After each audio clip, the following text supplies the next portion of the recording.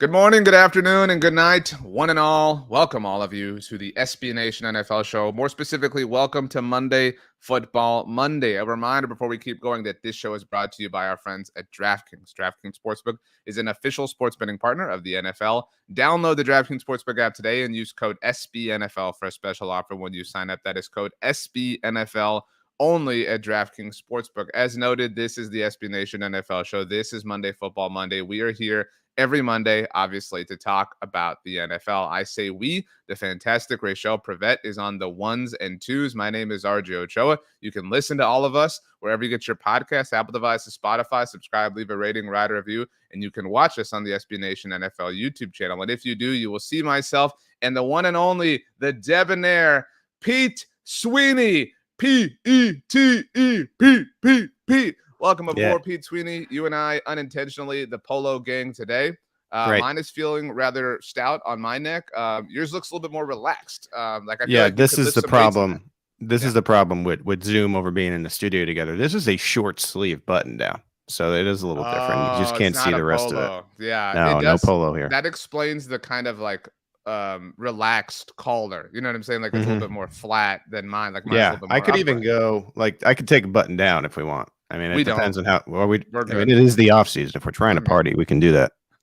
This is a two-person party. Well, three-person. We're absent. And Jeremy Reisman is the point. Unbelievable that you would skip this podcast. Let me just tell you that.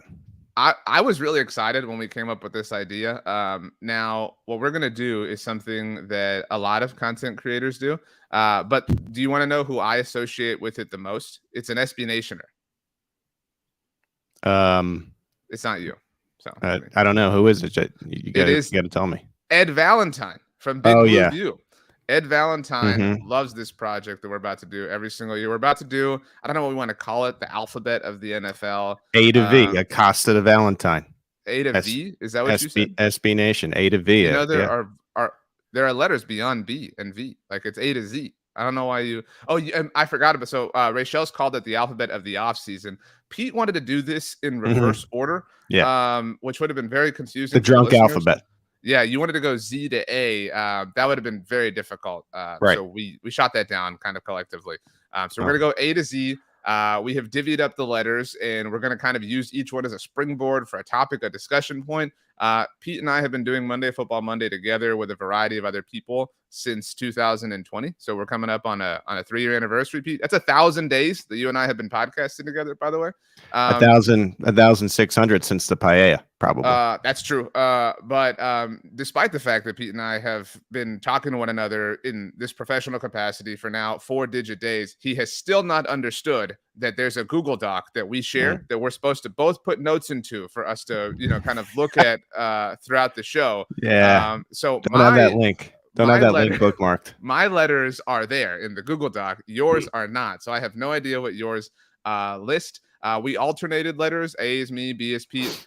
Rachel's going to give us a hump day middle. She's got M and N, the ever difficult to like differentiate when you say the alphabet out loud. Sometimes those blur together. So Rachel, I hope you're ready and careful for that. Pete, are you ready to start? Yeah. You sure? I was ready to do this podcast yesterday afternoon. Yeah, Jeremy, this was cooler when we had 3 people. You know what I mean? Like A, me, B, you, see him. But, again, Jeremy ruined it. We're starting with the letter A, and my word is absent. Now, this is a recent development. Saquon Barkley, New York Giants running back, who had the franchise tag placed on him this offseason by the G-Men, is not reporting to mandatory minicamp. He released a statement, or he had a statement of sorts over the weekend that he's not looking to set any demand or any like highs. He doesn't have ridiculous contract demands, but he just wants to be compensated for his contributions to the team, the locker room, et cetera, et cetera. Pete, who wants to tell Saquon about the running back market in the NFL in today's day and age? Yeah, I just think, unfortunately for running backs, this holdout, if you want to call it that, and it is technically speaking not a holdout because he's not under contract, right? But this holding out from signing the deal can only go so far, because there has been a precedent for running backs who sit out and then you never hear from them again. Le'Veon Bell being one of them, was never able to really get his career back. Melvin Gordon, I see Melvin Gordon sometimes. And why do I see him? Because he's on the practice squad of the Chiefs. He's not even in the mix of being a star player or a starter or even a backup that makes the 53 or 46 man roster. So it's dicey waters. I think that he should wait long enough to feel like, okay, I'm satisfied by this, but it's a slippery slope. And I think you look toward the running backs that are available now with now Dalvin Cook and Kareem Hunt, your boy Ezekiel Elliott, Leonard Fournette. So like anyone's rushing to sign these guys because of what we've seen from guys like James Robinson and Isaiah Pacheco. So you just got to be careful when you're holding out as a back. Do you know, Pete, which running back in the NFL currently has the highest cap hit on his respective team? Is it Joe Mixon? Is that your guess? Yes. That is incorrect. Do you have a second guess? Josh Jacobs? It is not Josh Jacobs. You could be like technical with this. Hasn't signed his franchise tag, so technically isn't taking up anything. Who is it? Just give it to me. It is Bijan Robinson. See, there you go. I mean, like, it just kind of that makes my point for me, right? Yeah. I'm agreeing with you. Like, I'm adding to your point. Thank you. It is a ridiculous kind of world that running backs have created. And not like through their own fault, but like the position has created. Like, yeah, I mean, the Giants played this right. They got the deal done with Daniel Jones. Like, I think respected to their own positions, Saquon Barkley is so much more talented than Daniel Jones, but Daniel Jones's position means a lot more. Plus, like, let's not act like Saquon has been like the highest point of stability throughout his career in New York, right? Like, I mean, last year was great, but like before that, it was kind of like, yeah. So, but we do have 25 more letters to get to, so I think we do have to kind of keep these a little bit shorter than we're used to. So, B, when I wanted to tell you this, Pete. When I went to high school, I went to Hannah High School in Brownsville, Texas. It was originally Brownsville High School, so there was a big like 12-foot B in front of the school, like a massive B. Like that was a really common thing. Like, I'll meet you at the B. Like, oh, I got dropped off at the B, whatever. So like, this is your moment at the B. Almost as big as the giant butt in Miami that we saw. Right. Yeah. The big butt. Right. Yeah. Good okay. This one is for me, and B is for Brady retired or Brady is lingering around. And I know that we want to just assume, okay, he's never going to play again. He's part of an ownership group now. I believe he also is. Has a stake in a women's soccer team to go along with the Raiders. I am not, Aces, so it's localized to the Vegas area. To your point. Right. I am just not fully convinced that Tom Brady is done here. Right? He's lingering around. You feel bad in a way for Jimmy Garoppolo. Jimmy Garoppolo cannot get away from these situations that are like, is he the guy or not? No matter where he goes, he just cannot get away. Now Brady's back in the mix into the Garoppolo realm there. And I don't know. I think it's getting to a point, and this is an old phrase, where it's like jumping the shark for me. Him lingering around the NFL, it would have been nice, I think, for everybody in the NFL, for him maybe to take like a year or so just to do the broadcast thing before you have all these pro football talks and Pat McAfee show questioning what's the deal with Tom Brady. I think if he was doing the Fox thing now, a lot of people would be more inclined to believe that he's officially done. So when Tony Romo, left the Cowboys, they released him. It was a little bit of a different thing. In the 2017 offseason, there were people like, yeah, I don't, like this dude's going to play, whatever, blah, blah. But then he jumped right to CBS, and that kind of like put an end to, the idea. You remember he was putting on the CBS jacket, and it just felt final. Yes. Well, that came out like 10 seconds after he was released by the Cowboys. So like, you know what I mean? Yeah. There was this like obvious, because at the time people were like, is it going to go play for Denver or for Houston? Like those were the conversations in the moment. So there are some idle hands with Brady. I don't buy this like, oh, he's coming back stuff as much as most people, I guess you included.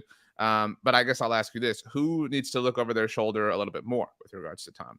Is it Jimmy Garoppolo, I think because he has Olsen? I think because he has ties to the Raiders right now, it feels like Garoppolo, right? Like if he had to give up his ownership group or something happened where he got the itch again.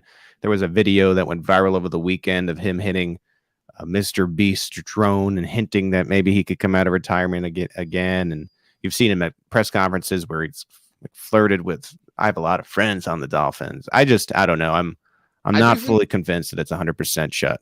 I do think it's interesting how sort of like quiet the Raiders ownership acquisition was, like the stake, like Yeah, especially given that like who he is and who that team is. Like I would, right. if Aaron Rodgers bought a piece of the Cowboys, you know what I mean? Like it would, like it would be the like worst day of all time. Like it just is kind of this quiet thing lurking.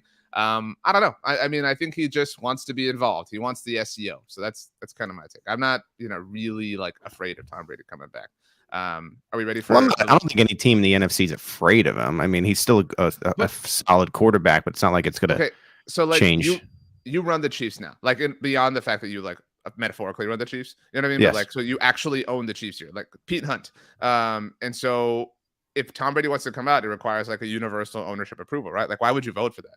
You know what I mean? Like, Yeah, why would the Chiefs owner or I mean, the Hunt family or the Bolin or not the Bolin, but the I don't Hallmark know. group, I like, think I think, and this is the business side of football, right? I think there's an argument to be made that the owners know that they would make more money if Brady was playing. And I think they also know that like if he of all people was this like player owner for this like Maverick kind of franchise in a Maverick sort of city, sure.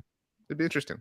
Tony Romo did play for the Mavericks. Actually, well, if Brady sets that, if Brady sets that precedent and Saquon continues to hold out, maybe we could see Maher at running back. That's true. Okay, you ready for the letter C?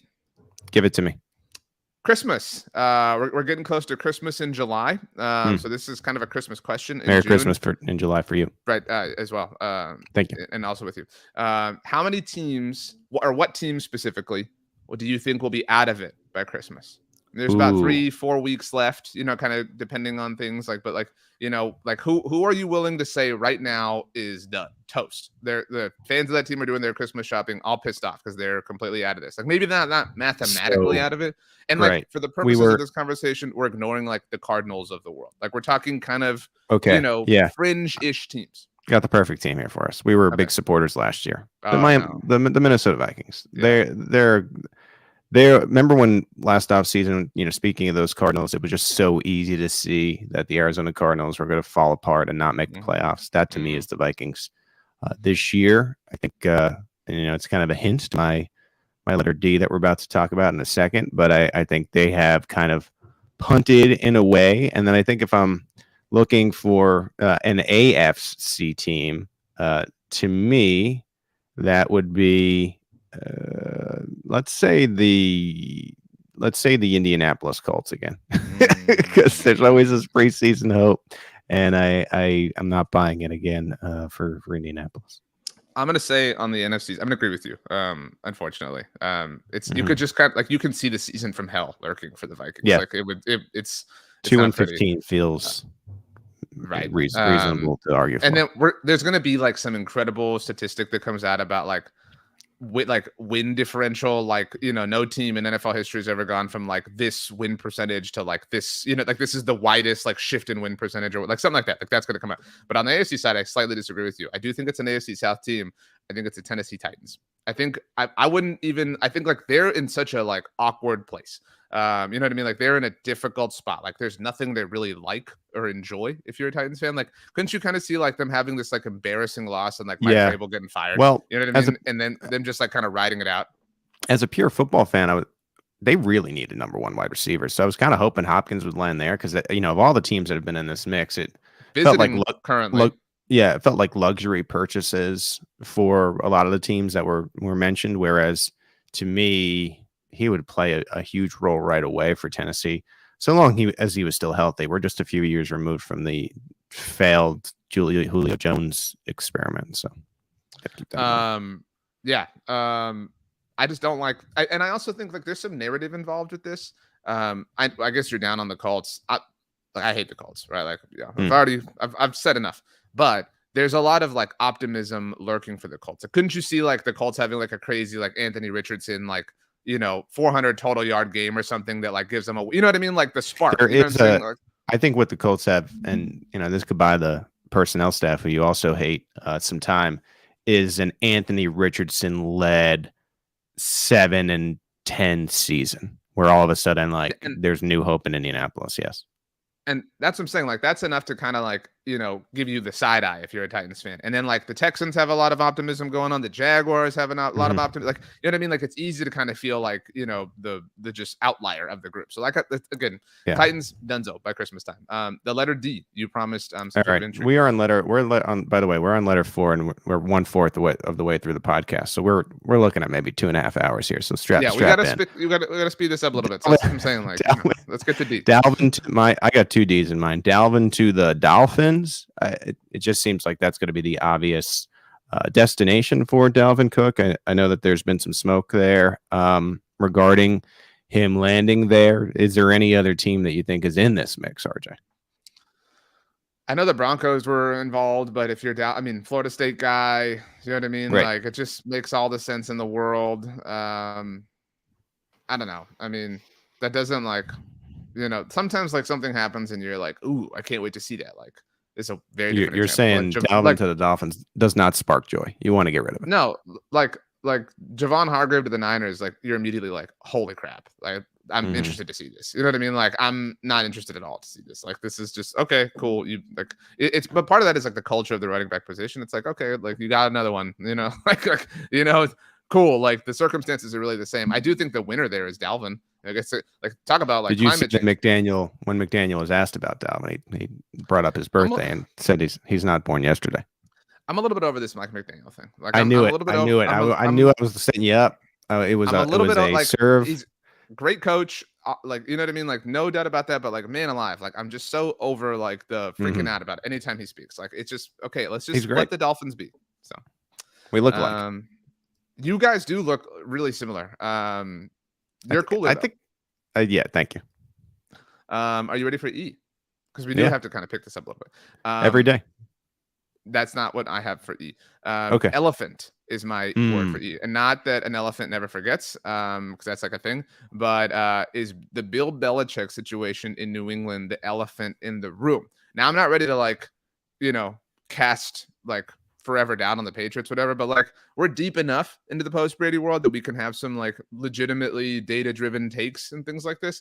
And there's this like, well, Robert Kraft wants to win, blah, blah, blah. Bill Belichick wants to, have the all-time wins mark, and he's probably not going to get into New England. Like, this does feel a little bit awkward. You know what I mean? Like the like, well, it's Belichick, so it'll work itself out. Like, hourglass is kind of running out of sand. You know what I'm saying? This is an awkward situation. I'll tell you, you took one of my things here. I had double P for the letter P. If you had put your letters in the notes, then we right. Could have, so I once we got to P, I was going to say Patriots personnel. So I'll change that now. But is there enough help for even Mac Jones? I think you're asking Mac Jones a lot. I think that smoke that we have heard from New England is real, where Mac Jones felt like he was on an island. He felt like he didn't have an offensive coordinator. He felt like he didn't have enough wide receiver, pass catcher help.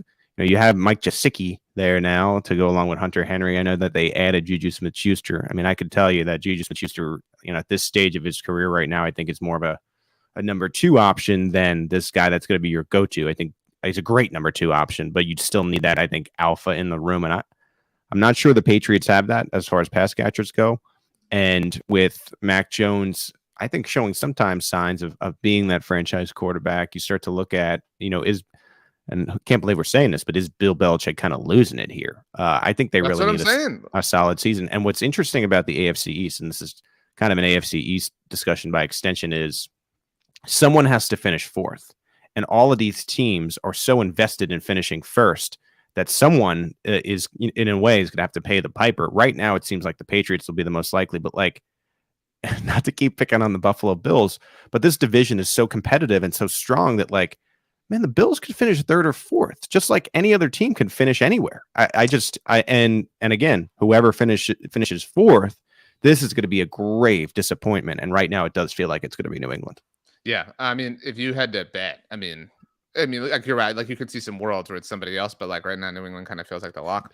We're someone has to finish 4th. Any team, right. And you go through all the storylines, and I'm sure we're going to touch on some. But you think about any team. So, someone's going to finish 4th, and it's not going to be a good result, for whoever that is.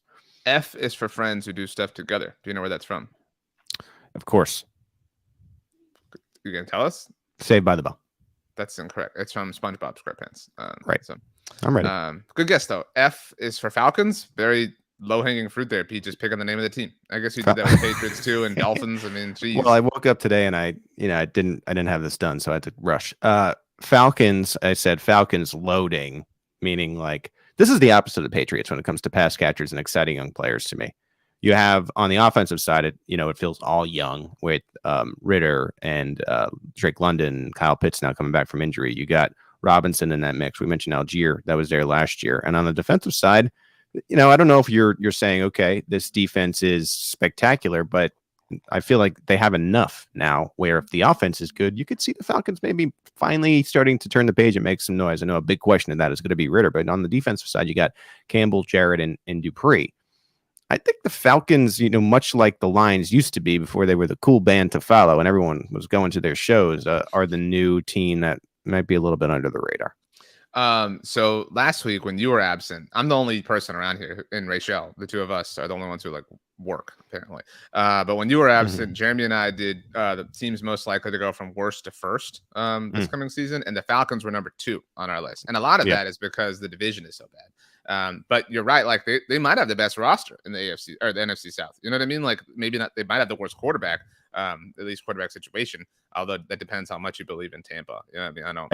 Whatever. But you're right. Like we've seen this team a million times, right? Like the team with kind of a so-so quarterback. Like in fact, Arthur Smith has coached this team before, like in the Tennessee Titans. You know what I mean? Like just the quarterback who's like not getting in the way and like the skill position players kind of having their way. I could totally see it. Like this could be like the Kyle Pitts like 1,500-yard season or something like that. You know what I mean? Like I'm with you. I do think I've seen some conversation like, man, the Falcons low key. Like it felt like the juice they got was when Calais Campbell joined them. That was like whoa, what's going on? And Calais Campbell sees something, here. And I think if you look at Campbell for what he is at this stage of his career, which is going to be a veteran that maybe can shore up the locker room and like provide leadership and show you guys how to win, I think that's fine. But no, if you're buying into Campbell as defensive player of the year candidate, I think you got to check yourself there. Involving Campbell, it feels a little bit like when Dwight Freeney joined the Cardinals. You know what I mean? When Campbell was a younger player, like it just kind of feels like you're right, like this big brother presence. So this was a good one. Falcons loading, although again, some really low effort for you. Are you ready for me? G. G for me. I mentioned the teams most likely to go from worst to first. The number 1 most likely, we agreed, Jeremy and I, was the New York Jets. So my word for G is green. And I have said that green is the defining color of 2023. Obviously, green is the primary color for the New York Jets. Green is the name of the Green Bay Packers.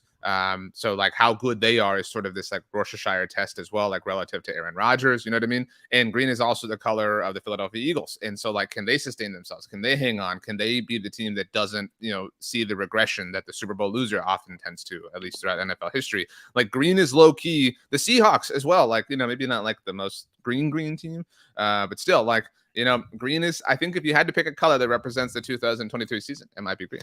If you want to tie all those teams together, right? You said the Packers, the Eagles, and the Jets. I'm on the side of a lot more no than yes. We've learned over the years this offseason hype that happens where a player goes to a certain place and all of a sudden they're the Super Bowl favorites. Speaking of those Eagles, we went through that and they were infamous for that whole dream team thing. I think that Eagles team, it's getting a lot of credit right now. Howie Roseman is getting, put on this pedestal as some kind of god. It's a pretty damn good division. I don't know if I'm betting, if you have to bet one way or the other on every side of like, are these teams going to have successful seasons? Well, if you're defining success, the Jets have now entered Super Bowl or bust mode. Eagles, we know, are there because they were there last year. And then the Packers, will they make the playoffs? My answer is no to all of these. The Jets and Eagles are not winning the Super Bowl, and the Packers are not making the playoffs. They need at least 1 year of Jordan Love, I think, in the league to kind of get his feet under him. I know that he's been here for a while, but he needs to have that year as a starter. And so I think the year of green, as you're describing, is going to be a complete failure. I would say the team I believe the most in, like maybe surpassing expectations, because you're right. Like for the Jets and Eagles, it's win the Super Bowl, but for the Packers, it's what, like make the playoffs. And I mean, like I would bet on that of all three. You know what I mean? Like just because of odds, like you could totally see the Packers like stumbling into that, and like that first time post Favre, the Rodgers Packers looked like the winners. You know what I mean? Like the Packers looked like they knew all along, and obviously Favre had the the momentary win in the 2009 season with Minnesota, but that's not this. You know what I mean? Like, we'll see. But I'm with you. I would bet against the Green Properties in 2023 as well. Pete. I have Hopkins watch. We had touched upon this, but I want to try to pick where he actually lands. So we know that he has visited the Titans. We know that he has plans or has connections right now to visit the New England Patriots. Where do you think DeAndre Hopkins lands? I think Tennessee. I mean, I think at this point, like, I'm kind of buying it. I think it's an obvious need. A lot of this obviously depends on the motivations of Hop, but like, if he is somebody who wants like 1 billion targets, you know what I mean? Like, nobody can really offer him the way that Tennessee can. It's somewhat high profile, nice place to live, gets to be in the AFC South. Like, I mean, think if his two top primary options are Tennessee and New England, and you're him, like, where do you have a better chance of being a playoff team? You know what I mean? Like, it's in Tennessee. Well, what was interesting last week, and this is provided by our good friends at DraftKings Sportsbook, as you can see, the top right over here, that the Browns popped up as like plus 100 last week, and then randomly, the Titans were up there, and then now, as the odds stand, the Bills are the favorites, but the money is still a lot, meaning there's like still some I think mystery there. Bills are at plus 250, Lions plus 350, Browns plus 350, and then Patriots plus 450. The Titans are listed as fifth on this list at plus 700. And so just because I know that those shiny buildings in Vegas don't build themselves, I'm going to go with the Cleveland Browns. I just tend to think they have the cap space there. I think he could complete a team and pass catchers where you're eliminating all the excuses for Deshaun Watson off his weird year to perform, and that'll be the pick that I go with. But remains to be seen. It feels like it's wide open at this stage of the game. That's fair. I mean, the Browns have kind of, like, I guess rightfully, fallen into like NFL obscurity. Like, nobody really talks about the Browns. Like, I don't think anybody wants to.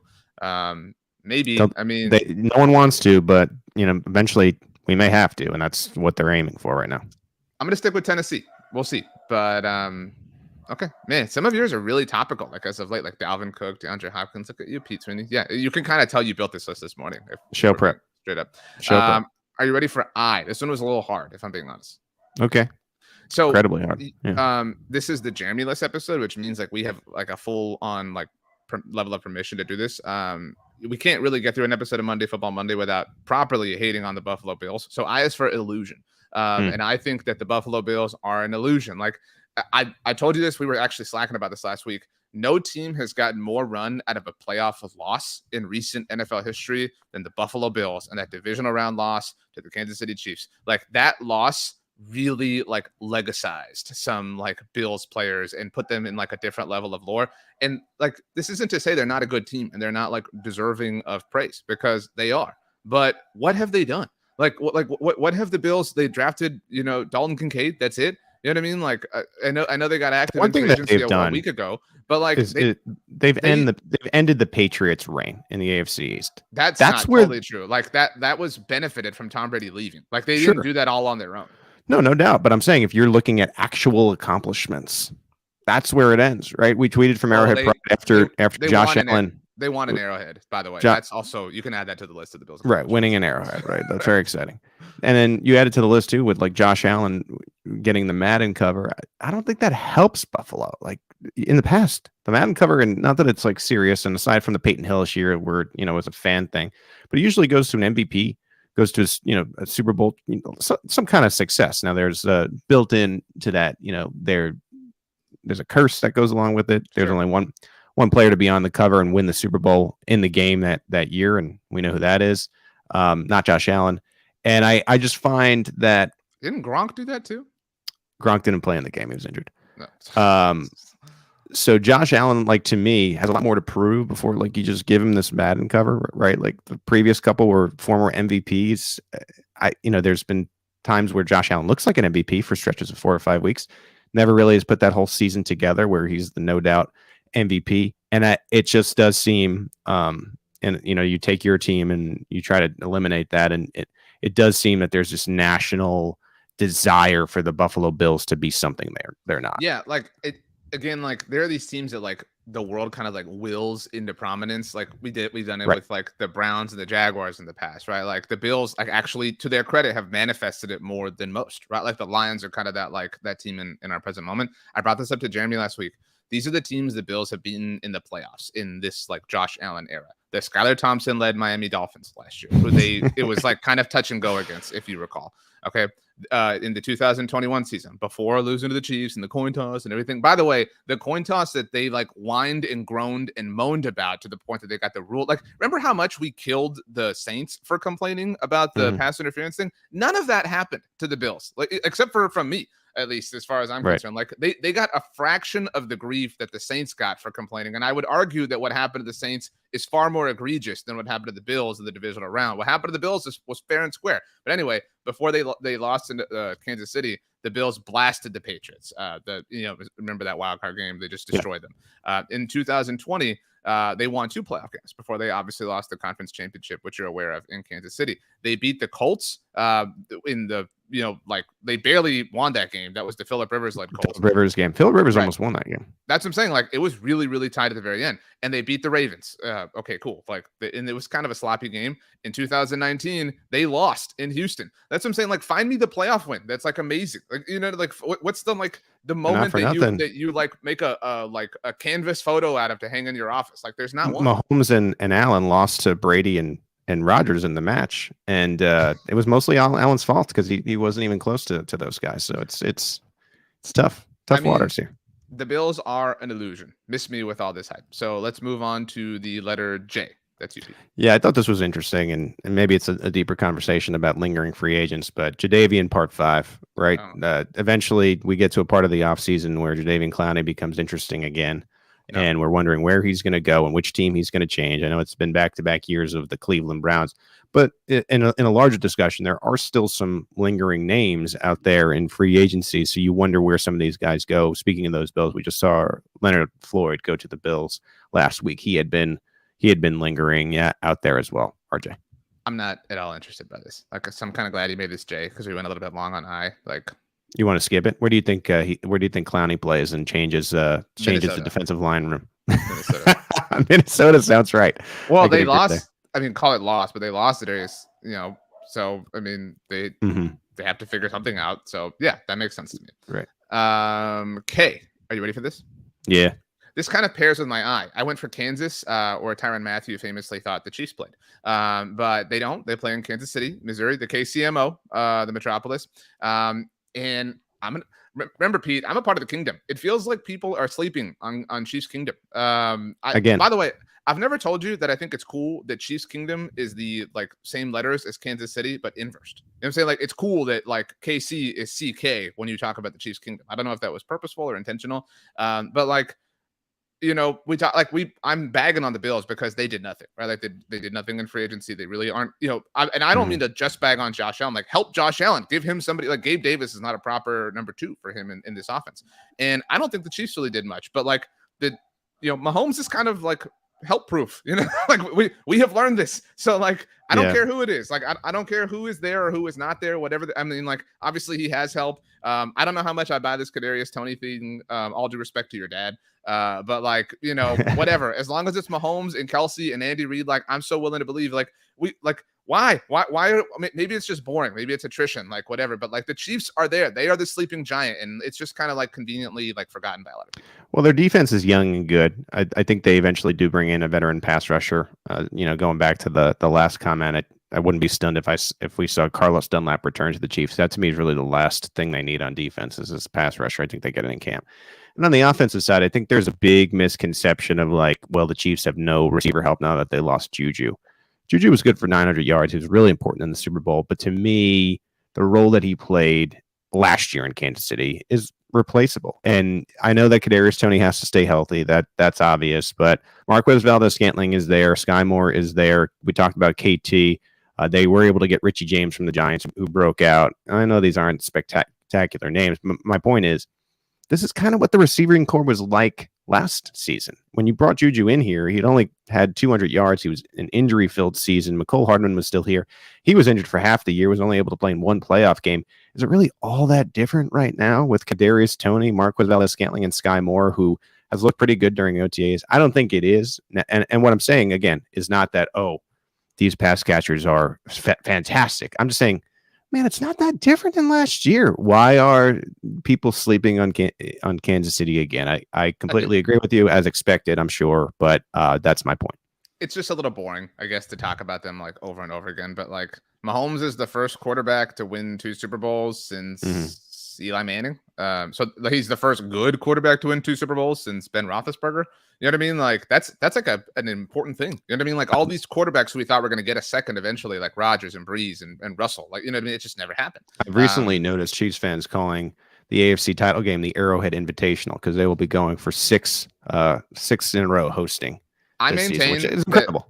I maintain that some of the Mahomes things are like manufactured in a silly way. Like we don't have to make up reasons why he's great, but like, so he's been the starting quarterback for this team for 5 years, right? Like that's a long time. Yeah, that's half of a decade. And he has never not hosted the AFC title game. What? Like he just, he literally just wore his road playoff jersey for the first time. And the only reason that even happened is because his team was just by like virtue, the road team in the Super Bowl.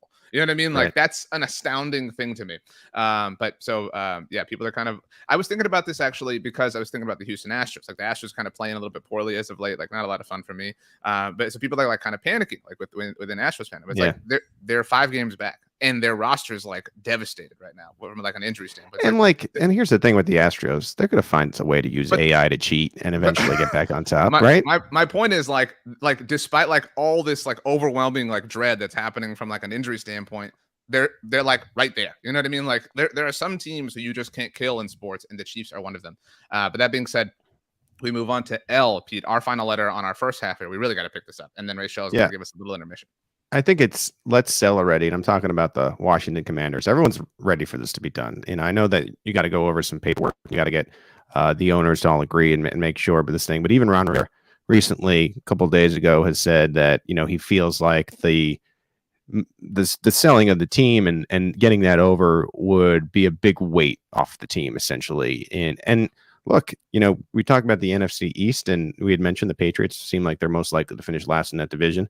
Washington holds that there, but man, we say that about teams every year that come out of the woodwork, and I think Washington, big question is the quarterback, which is the worst question to have, but I think they got some pieces to make this season interesting. But you'd like to see that get done, and similar to Watson in a way, I think we are all ready to see the Snyders go into the horizon and move on into what will be the new era of Washington football, where RJ, and I think we do feel like this about Cleveland right now, for years and years and years. I mean, you couldn't really like anything about Washington. There was a small break there where the great one, Alex Smith, was their quarterback.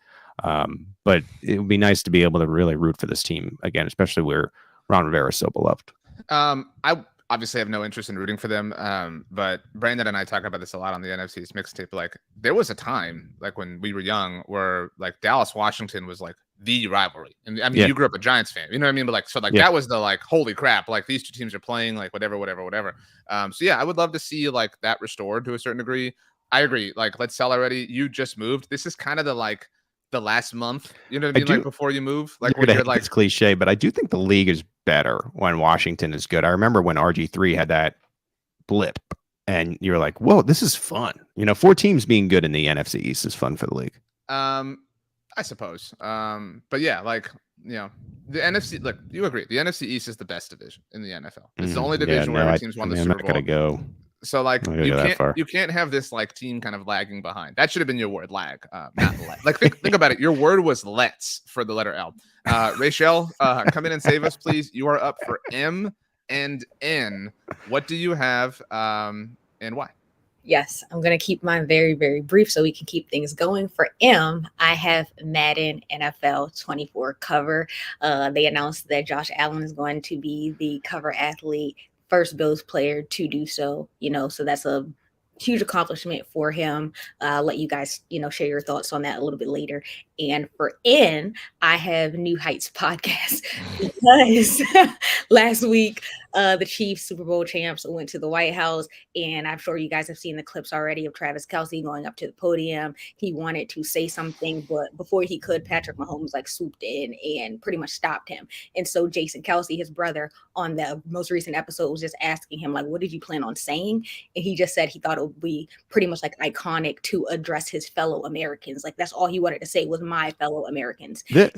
This is the perfect combo, Rachel, because I made the point to RJ last week that the Madden cover should have featured Travis and Jason Kelce, who are two of the league's biggest stars at two positions where you're not supposed to be two of the league's biggest stars. I think that would have been the perfect Madden cover for this year, especially considering both of these guys are in the back nine, as they say. You're not going to get a lot of more opportunities to do that for them. They've done two players from the Super Bowl teams before, where they did Troy Polamalu and Larry Fitzgerald. So like that could have like played off of that. Like it's not just two brothers; it's literally two brothers who faced off in the Super Bowl. So like whatever. I just want to. And they're two Super Bowl champions, unlike our guy Josh Allen, right? Right now, Rachel, M and N was really clever because Madden started with M and ended with N. So good job by you. I want to say this for the record because I want to be the same person about this. I'm going to buy Madden because I have no choice because they have a monopoly on the game. But man alive, like this game stinks. Like the trailer was so bad. I tweeted about this. And didn't I read something where they have to be better this year though? They've like the owners have challenged the gameplay. They've said that, but so I tweeted this, and my tweet got a little bit of run. The trailer which came out, you talked about the cover, Rachel. The Cardinals uniforms were not updated. So like, the Cardinals, we all know that the uniforms stink, right? Like there were a lot of jokes like, thank God they didn't update them because they stink. But like, we're supposed to believe that this game is like better, even though you don't pay attention. Like as a Madden player, as a video game player, like those are the things that I want to see paid attention to. Like if you can't even do that, like why am I supposed to trust that? Our great friend Stats, he and I 2 years ago tried to interview a developer for EA to address criticism that the game has gotten. Tried to do that here on the SB Nation NFL show, and they denied it. They would not let us ask questions about criticism. So I want to say that for the record, that invitation stands. We will invite anybody from EA who wants to talk about the game and address those things. But until they do, I just don't really believe that they're really working hard at this. But whatever. So those are my 2 cents. Cool. Pete? We get NCAA back soon, don't we? Actually, there's like some discussion about that. I read they want to pay every collegiate player $500 for their likeness, and that's it. And so like some players are like, this stinks. We're not going to do that. So I didn't really know that there was like a union within college football players. But they have apparently, either they created one or had one, and that's working on this. So that game is also in jeopardy. Are we ready to move on? Thank you, Rachel. Your letters were amazing. I'm next. Letter O. You ready, Pete? We do gotta kind of fly through these. Starts with a U, not with an O, even though it sounds like that. O for me is opportunity. We've talked about this. The NFC is actually it was the word I put, unbelievably wide open. This is the year, like, sometimes, sorry, Rachel, like you look back and you're like, the Ravens won the Super Bowl? Like it just like kind of was like a weird thing. Like but sometimes you got to make the most out of your opportunity. Like maybe it is the Lions. You know what I mean? Like maybe the Lions, like maybe you like in 50 years, people are like, within the Mahomes dynasty, the Lions won a Super Bowl. You know what I mean? Like, but this is the one year. You know what I mean? Like where the NFC is this like disaster of a thing. Like could the like what if it's the Saints, the Derek Carr Saints? You know what I mean? Like one team who just kind of gets hot. Like it doesn't have to be the Eagles or the Niners or the Cowboys because they look the best on paper. Like this could be the year that like Ben Roethlisberger. There's Yeah, well, to your point, there was the like crazy, like every Super Bowl featured like Peyton Brady or Roethlisberger, and then there was the like one Flacco. You know what I mean? Right. Like, and so like that could be this. Like somebody in the NFC could be Joe Flacco. Yeah, I like that. I like that take. We mentioned the Falcons. These teams that are interesting, they're more interesting when the conference is as you're describing as wide open as it possibly could be. I mean, who knows? I mean, maybe I'm wrong about the Packers and Jordan Love is as good as advertised, and we're looking at a Jets-Packers Super Bowl. How cool would that be? As an alternative to Kansas City being in it every time. So yeah, I'm with you. I think there's a grand opportunity, and you talk about this league as a whole. I think especially with teams coming out of the NFCs because they feel like the most solid, and there's not a lot of competition to beat in what would be the playoffs. So P is for Pete. And for what else? Yeah, so I had Patriots personnel here, but I'm going to change it to Patrick Mahomes versus the field. If you were making an MVP bet today for oh, that's a horrible question. Like the- I'm taking the field. Like it's easy because Mahomes Mhm. won MVP last year. You know what I mean? Like Right. there's narrative involved. That's a dumb one. You've been on fire this I mean- episode, but you took a left foot right here. I'm sorry. well, I had to pivot, as they say, Also, which a is P. another That P could have word. been. You could have used Yeah. pivot to get to anything. I'll take Mahomes over the field. I mean, I don't know. That's not such a surprise, but as long as he stays healthy, if you can also give me the healthy buyout too, I'm definitely taking Mahomes. I think if there's an injury, of course, it would go somebody else. I wouldn't say this is breaking news, but I just saw this while we were recording. Daniil Hunter skipping Vikings mandatory games. So yeah, Well, like If that team wasn't in bad shape before, uh, now they're in worse shape. I think jumping ship is an appropriate thing because like there's Vikings, there's boats involved, you know what I mean? But like you and I really were riding with them. And we rode with them like when a lot of people didn't. So like I don't feel like a fraud jumping ship on the Vikings. Like I feel like you and I are being really objective about it. I think, the beating that they took in the playoffs was like a Mike Tyson bout, right? Like they just got punched in the mouth, and it was embarrassing. Yeah, Patrick Mahomes versus the field. I mean, dude, so like I feel very confident that the MVP will not be Mahomes, will not be Jalen Hurts. Like this might be Josh Allen's time. You know what I mean? Because like Mahomes, like you have to do something ridiculously impressive to win it. Like actually, if I had to take one player versus the field, I would take Joe Burrow. That would be my player. Or if I had to take one over the field, because you have to factor in narrative, you have to factor in all those sorts of things. I don't hate Joe Burrow, the Joe Burrow pick. I think it's definitely got to be an AFC quarterback, and I also think that Trevor Lawrence is in that mix. Up next is the letter Q, and I went for Quiet. Have you ever seen it? Quiet Place? It's a weird movie. No. Yeah. My theme for Quiet is football in LA is so boring, like ridiculously boring. Like I mean, You think both sides of the LA? do the Chargers excite you, Pete? Like do you like like Justin Herbert's an amazing quarterback. Cool. Like what else? What else do the Chargers have that you're like, oh my gosh, I can't wait to go to LA and check out the Netflix headquarters with my family. I do think everything. Like I do think their selection of Quentin Johnston is a good pick. I think we might be seeing the final stretch here of Allen in LA.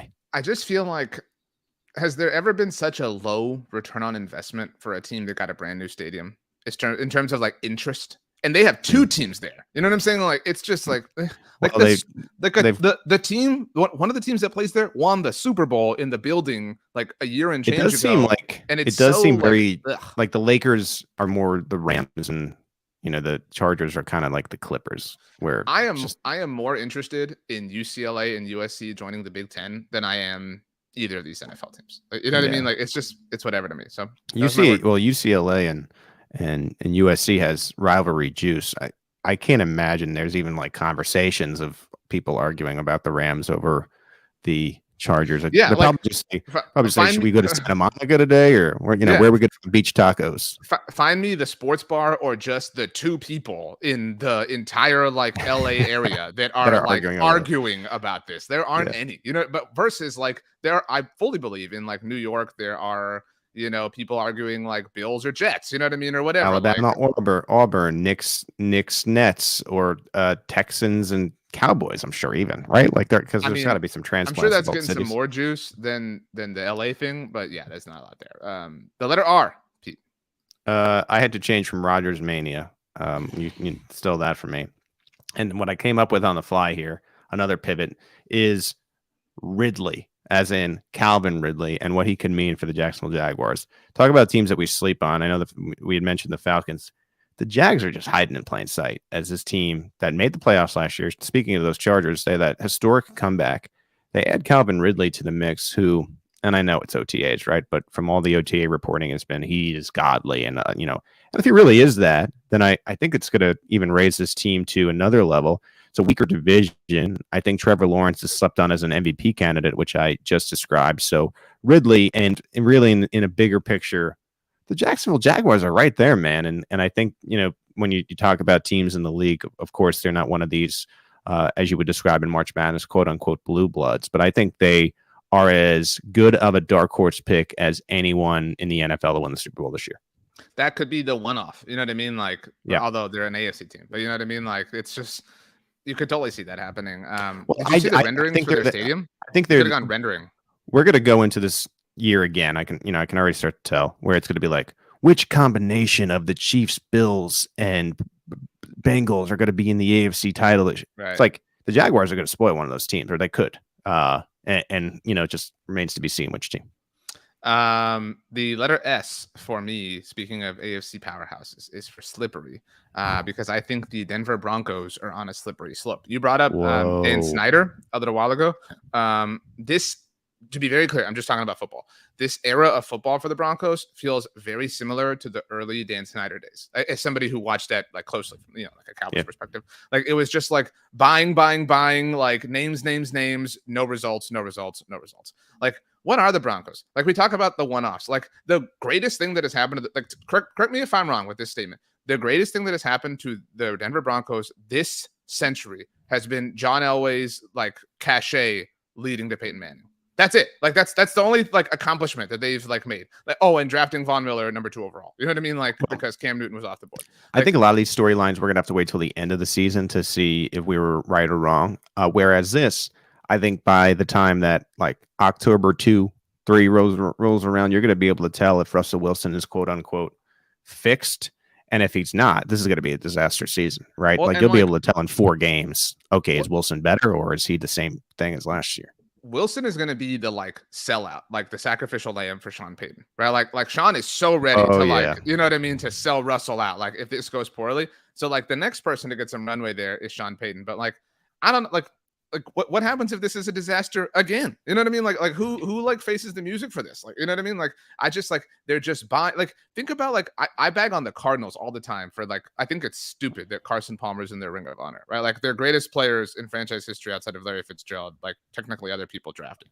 But so like the Broncos, like the biggest names associated with the Broncos over the last 15 years have been Peyton Manning, have been Russell Wilson, Sean Payton, Von Miller, who they did draft and was MVP of their Super Bowl. But like that's it. Like you know what I mean? Like TJ Ward, DeMarcus Ware, like it was all these, even when Wes Welker joined them, Emmanuel Sanders, you know what I mean? Like all these players who were like, Demaryius Thomas was a great draft pick for them, obviously, as well. So I would put DT and Von Miller. That's it. That's the only like homegrown talent the Broncos have had. These not other, a big like, Paxton Lynch fan.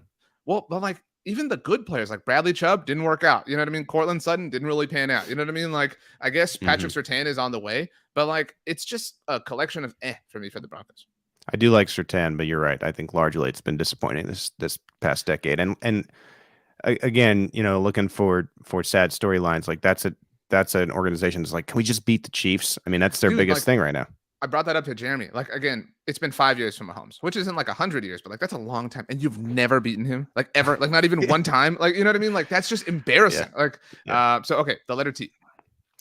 My thing here is trade waters abound. We talked about Aaron Rodgers to the Jets. Let's take that one out, but I'll list a few here that maybe we've forgotten about. Darren Waller to the Giants, Jalen Ramsey to the Dolphins, Peyton to the Broncos, DeAndre Swift to the Eagles, Allen Robinson to the Steelers, Brandon Cooks, Stephon Gilmore to the Cowboys, Darius Smith, Elijah Moore to the Browns. What's the most impactful trade of the offseason besides Aaron Rodgers to the Jets? I mean, if I'm biased, I would say, actually, wait, I told you I might have a quick call. You can answer this question. Okay, I think for me, it makes the Dolphins a lot more interesting to have Jalen Ramsey as a part of them. Now, we have to see that Ramsey, I think, shows to be more of that Super Bowl Rams version than sometimes some of the disappointing games that we've seen these past couple seasons. But the Dolphins, we know about their offensive firepower. We know about folks that really like to get excited about Tua. We had mentioned that they're teetering along the lines of signing a Dalvin Cook. So for me, I think you put Ramsey on the Dolphins, you start to, I think, get some of that additional credit that you need on the defensive side of football to sort of match what Tyreek Hill and Tua can bring to the table. And this is already a defensive backfield that includes an Xavier Howard, and you have safeties Brandon Jones and Javon Holland. And I just think you also need to be aware of the defensive side of the football. So to answer this question, RJ, and I just kind of described it here, I would say Ramsey to the Dolphins. So if you had to pick, what would be yours? Yeah, I mean, I was going to say Stephon Gilmore to the Cowboys as I was thinking that, though, in my brain, the Ramsey trade. Like, and that was, I think, the first to happen, like, of all these big ones. You know what I mean? Like, it might have actually been the first one from a transactional perspective. So I do like all the trades. A little bit NBA, and I think the NFL. You're trying to cross off one more box. They need a little bit more NBA player movement in their league. I think the trade deadline should be moved back, and so it was cool to see a lot of these trades this offseason. I agree. Good job, letter T. The T also was for timeout, which I took with my phone call. Are you ready for the letter U? This one was really hard too. Sure. So the letter U is for Umbrella, which is a great song, by the way. Rihanna sings that one. Right. There was a remix that I heard a long time ago where it was like in that like Ella part, it was like, "You can be my Cinderella." I loved that. Yeah. So, I don't know if you ever heard that. P for pumpkin. What happens at midnight in Cinderella? I suppose. Anyway, my umbrella in this instance is the umbrella of protection. So who has been kept dry from the offseason of criticism? Like you and I have been really hard on the Buffalo Bills. But like who are we like avoiding and not properly criticizing? Like who's that team? You know what I mean? That we've just been like that has skated by from a criticism perspective. Yes, that is a great question. And I think I'll set you up. I think it's the Bucks. Honestly, like if I have to pick a team, it's the Bucks. You're not liking the Kyle Trask, Baker Mayfield battle that's ongoing.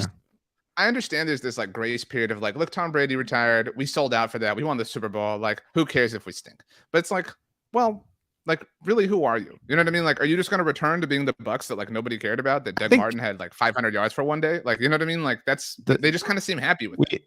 We had mentioned the Bills in the realm of the Chargers. I think in yesteryear of like everyone just kind of trying to will them to having some success. So again, taking the Bills out because we are not nice to the Bills on this show. I think the Chargers are in that mix, and I think it goes back to what we were saying, where there's just like no buzz in LA. But if you're really looking at and you took the name off of them, the location and the name, and they were just Team X, and you're like, well, the head coach has been here for X amount of years. They have one of the better MVP candidates year by year now, good young player who had still been on his rookie deal. And it's led to this, and this, highlighted by a colossal collapse to that up-and-coming team in the Jacksonville Jaguars. You'd be like, this team should be getting more criticism. And nobody wants to criticize the Los Angeles Chargers. I agree with that. That collapse, similarly to, what was it?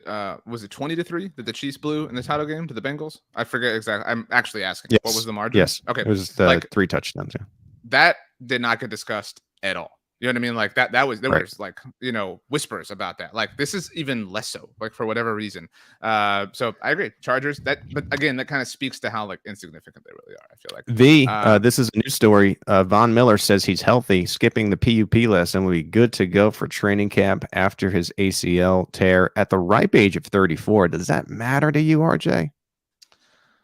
I hope Von plays well. I love Von. I mean, fighting Texas. You love Von Miller. You love him. I do. I really do. All right. But I mean, this is like, I was really upset last year when the Cowboys didn't sign him, and Von, spoke about it, and it was like a big, like, kind of bitter pill to swallow, like, because the thought of like him and Micah Parsons in the same defense was just ridiculous. But like, this is like, nobody like celebrates injury, but I think the Cowboys are probably like, yeah, I mean, like concerns become greater when players get older. You know what I mean? And like that, like Von kind of like.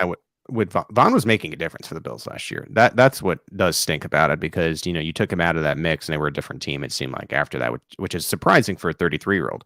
Where I'm cautious about Von is a lot of these players won't be like back until a year removed from the injury. Right, he's a year removed from the injuries. At 35 years old, we're thinking that so what is this year going to bring? And then when he has his legs under him again, he's 35. I wonder if we've seen the end, and I'm not like celebrating this. It sucks because of the injury, but I wonder if we've already seen the end of Von Miller. And like, even if that's true, like to live in your timeline, like the Bills are another year in. You know what I mean? Like this is just, you can't keep like, is Stephon Diggs a Bill in 2024? You know what I mean? Like you can kind of just feel like the Bill, like if anyone has like a Super Bowl or bust feel vibe to them, to me, it really truly is the Bills. So yeah, I mean, I would love to see Von Miller be healthy, but I just, it's kind of hard to believe in like everything the Bills have going on, in an overall perspective. W for me is for wish list. And so it's a simple question, Pete. What is your one NFL wish this season? You can, anything you want, like literally it could be as small or as big as you want. You get one wish. One wish. Minus for the Dallas Cowboys in the Super Bowl, just so we're clear. Yeah. I think it would be for, a 7 to beat a 2. I think that would be in the wild card round. Yeah, I think you added the 7 team. It seems like the matchups are getting a little bit better year by year here because the parity continues to grow in the NFL.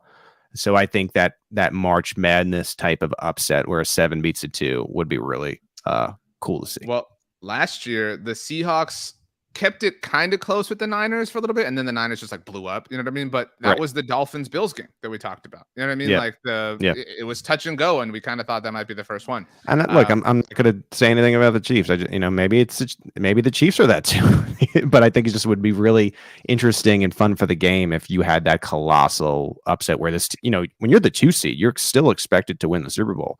So that would be just, I think, a fun little wrinkle to the season. I think just a quick addition. I think the fact that the 2 seeded bye went away throughout this like Mahomes 5-year cycle like adds to the level of impressiveness of the AFC title game at home thing. Like there's some luck involved there too. You know what I mean? But like that's just a wild. The 1 year the Titans would have hosted and they were the bye, the one bye, and they got eliminated earlier. The letter X. This is tough. I'm glad this wasn't me. Mine is XFL to NFL. We saw 21 players. What a cheat. Oh my gosh. We saw 21 players go to the NFL. Of the 21, and this is more of just a guess in general, RJ, than like you should know about the players. How many actually make the 53-man roster? You think of the 21? 3. I mean, well, like you know what I mean? Like my point here is even if it's 3. I think that's good for the league. We don't really have like this minor league system. I think sometimes players get a little bit lost because they don't have that opportunity. Whereas at least now you have a means of like, well, this player still has some gas, and then you see how much gas. And even if it's 3 or 4 players, I think those are 3 or 4 really good stories that you didn't have otherwise. So I like the XFL. I don't watch it, but I like that it exists. Cowboys return man Kevontae Turpin was in the USFL last year, and then so that was like a great story to your point at the time. Why for me? Again, can't get out of here without like truly properly bagging on them. Yikes! And for me, it's the Arizona Cardinals, and I feel like that's pretty like self-explanatory. Like this is sometimes I think we do this like every year. You know what I mean? Like there's the team that looks like they're going to be terrible, but even like last year, the Bears didn't have that vibe, and they wound up with the number 1 overall pick. Like this looks really bad. You know what I mean? Like getting in the car, it feels really, really, really bad. It's a tough scene when the best moment in recent franchise history is a legendary player flexing in a workout room and then not really like panning out. You're talking about JJ Watt. Is that what you're saying? Yes. That happened right after Monday Football Monday. I don't know if you remember. I'm a Cardinal, and it's like, well, that was the wrong choice, JJ. But wish you could have that one back. Speaking of, it was announced today, Monday morning, JJ Watt is heading into the Texans Ring of Honor. So congratulations to him. Bill O'Brien, I think, is as well, isn't he? I've long said that teams' Rings of Honor should be like mascot related in terms of like the name. Like the Broncos should be called like the barn. You know what I mean? Or like something that like horses would go into. So like the Texans could be like the saloon. You know what I mean? Like if that's what you want to go for. In Chiefs Kingdom, the palace, right? At this stage. I suppose. I think the Jets would be awesome. Like the Jets could be like the hangar. You know what I mean? Like for the Jets, like that would be really cool. Hanger steak, underrated. Let's finish up with Z. That is Zeke, and I'd love to know where he's going to land, RJ. I really don't know, man. I would be stunned if he returned to the Cowboys. I would be stunned and also like not surprised at all. Like it would be like. I think that people think the Cowboys are still the like Jerry Jones Cowboys of the like early 2000s. They haven't been that team in a long time. Like a lot of times a player gets released, people are like, oh, the Cowboys will sign him. They sign it. Like, what are you talking about? Like, that's not who the Cowboys are anymore. Yeah. I think the Cowboys don't mind connecting themselves to him and maybe kind of helping Zeke. Like, the Cowboys have a lot of running backs, so like they don't need Zeke. I mean, Deuce Vaughn is there. You got Rojo from the Chiefs, Malik Davis, right? Like, there's no need to flirt with Zeke anymore. Zeke's got to go somewhere else. I think he'll go to an NFC team to, like you've seen. I think there's been a little bit of a trend here where they're starting to join teams where they want to stick it to the last team, and so I think it's in the NFC. Maybe it's in the NFC East. Maybe Saquon doesn't show up. The Giants need some help. You know what I mean? You never know. Ezekiel Elliott in a Giants uniform would be mind blowing. That's like one of those jersey swaps that blows your mind. You can only get on Madden usually. this is my if Madden's functioning properly, but this is my tiny little prediction. If Zeke returns to the Cowboys, I don't know if you know this. Stephon Gilmore is wearing number 21 now for the Cowboys. Yeah. Now Zeke, I don't know if you know this either. Zeke's first tweet after it was several days later, but after being released was like, "I need my 15 back," because he wore 15 at Ohio State. He couldn't at the time that he was drafted in the NFL. Obviously, he can now. My prediction is if he returns to the Cowboys, he's wearing number 15. Like, and then the Cowboys like sell all the 15 Zeke. Like that would be a very Cowboys thing to do. But we'll see. Kobe Bryant, LeBron-esque, if you will. Just with like a super awkward release in the middle. Yeah. I mean, you know, LeBron said he's coming home. Maybe Ezekiel Elliott is going to be coming home. Rachel, will you please join us and tell us your thoughts about life, maybe food, culture, television, movies, entertainment in general, and of course, who won MFL MVP, and what letters you liked. My thoughts on life. This morning for breakfast, I told RJ I had a blueberry muffin and some pops. I usually just call them pops. He told me they're called corn pops. So yeah, that's what I had. It was actually yikes! What an interesting breakfast that is. It was oh wow, he hated on you. Now I thought he was going to hate on me. Wow. I know. I think it's that makes sense. Like it was cereal with like a muffin. That's a really standard breakfast. Yeah. No, that's great. And then I had some strawberries. It was delicious. Yeah, it sounds wonderful. I'm trying to think of a television show that I'm watching. I like reality television. On Netflix, there's this show called Selling Sunset. And so I'm watching that right now. What's your take on the Raquel situation? On the what? Never mind. What is it? Vanderpump Rules. I'm well into it. No, I don't watch that. I know a lot of people do. You know that like not all reality television shows are the same show, right? Just to be clear. I mean, to me, it's like country music. You know, all the same song. Remember this, Rachel. Remember how he treated you when you hand out MFL MVP in a moment. Okay, and then today's letters, I really liked green. G is for green. I thought that was really good. I really liked O, opportunity. NFC is wide open. I also really like the umbrella, which was who's been kept dry from the criticism. However, I think that Pete did a really, really great job starting strong. You kind of dipped at the letter P, but you had some really strong ones at the end. P is for Pete dipped, is what you're saying. Yeah. Yes, you definitely dipped, but I love. It was low hanging fruit. The Falcons loading, I thought that was a good one. The Hopkins watch was very strong. The XFL players to the NFL. X is a hard letter, and then also Z. That's kind of difficult too. That was a difficult one as well. So I think that Pete he started strong, he finished strong, and so today I'm gonna give it to Pete. Woo! You come back, and then you win the MF double M. All right, you know what I mean? Like that's how it should be done. I had a couple weeks off, had some stuff going on. My guys filled in for me. The king is back. Rachel, I got us done in time. Okay, you did. This was a hard ship to drive. You know what I'm saying? Like, and you're over here giving it to the guy who used the word "let's" for L. I mean, Okay, you also did that L. L was another one that was kind of dipped. Let's sell already. They were strong. Let's sell already. You gotta love it. Who am I right or am I right? Yes. Wow. You know what it was? It was my shot at Joe Flacco and the Ravens, Pete. Like saying that. That's what it was. Stop this. He's elite. I flew too close to the sun. You know what I mean? That's on me. I should have known. Wow. As we leave, Pete, congratulations. And I guess Pops is not there, but could you tell us your top 3 favorite cereals in ascending order? So number 3, number 2, number 1. Okay. Number 3, I do like Raisin Bran. Oh my gosh, Rachel, you gave this dude the MF Dumble MVP. Number 2, I like Lucky Charms. And number 1, it's got to be Cinnamon Toast Crunch. I mean, it has to be, right? Thank God. You saved it. Wow. What a horrible list. Bye, everybody.